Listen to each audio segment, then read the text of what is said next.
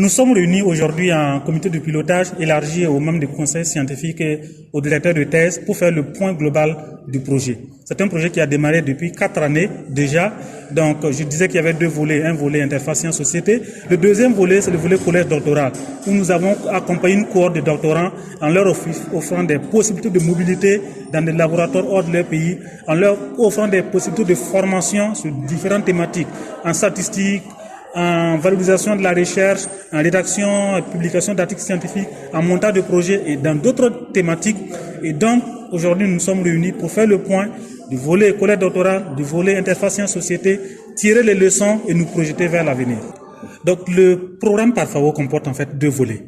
Il y a un volet interface sciences-société où nous essayons de mettre en relation les chercheurs avec leur écosystème, société civile, entrepreneurs, pour développer des projets multi-acteurs. Et donc, ce volet a permis de sélectionner 5 projets au Sénégal, 3 projets en Côte d'Ivoire et 4 projets au Burkina. Donc ce sont des projets qui permettent de développer des solutions pour répondre à des défis sociétaux en lien avec l'agroécologie. Et donc ces projets bénéficient d'un accompagnement financier déjà.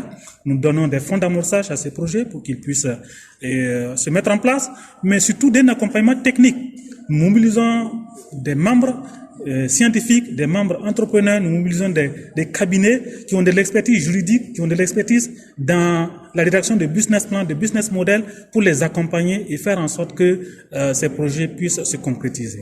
Le coût, nous donnons, ce sont des fonds d'amortissage et donc on donne entre 3 millions, 4 millions à chaque projet. Mais l'accompagnement technique, c'est nous qui finançons et donc le coût est beaucoup plus élevé. Donc je vous rappelle, le budget global du projet, c'est 300 000 euros.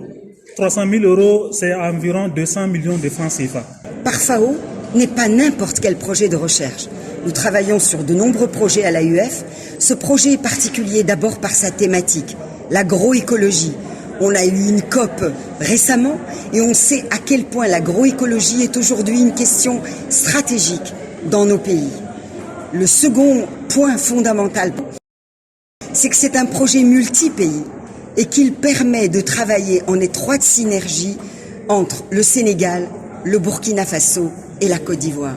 C'est aussi un projet emblématique parce que c'est un projet pour promouvoir les jeunes chercheurs, les doctorants, les aider à se former, les aider à être mieux encadrés, les aider aussi à se déplacer d'un pays à l'autre et à mieux collaborer de manière constructive entre eux.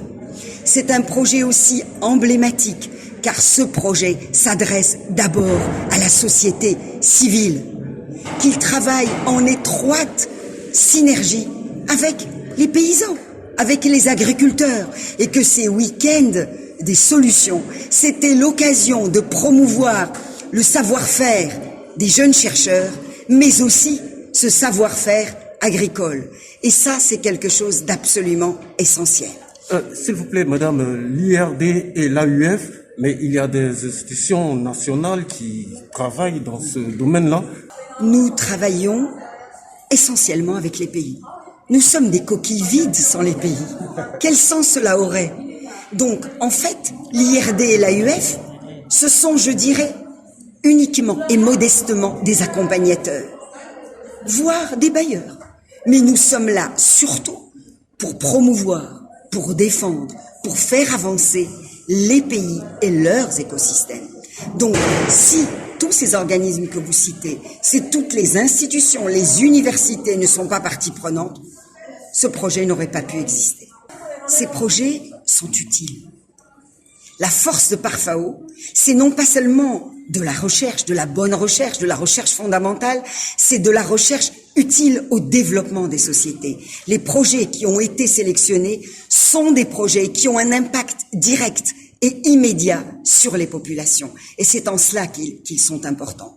La manière dont nous allons les aider, d'abord, ils vont mener leur vie. Nous allons les promouvoir, nous allons les défendre, nous allons les rendre visibles et nous allons essayer, autant que faire se peut, de permettre que ces projets aient un impact beaucoup plus important qu'à l'intérieur, je dirais, du cercle restreint des chercheurs, donc des différents pays.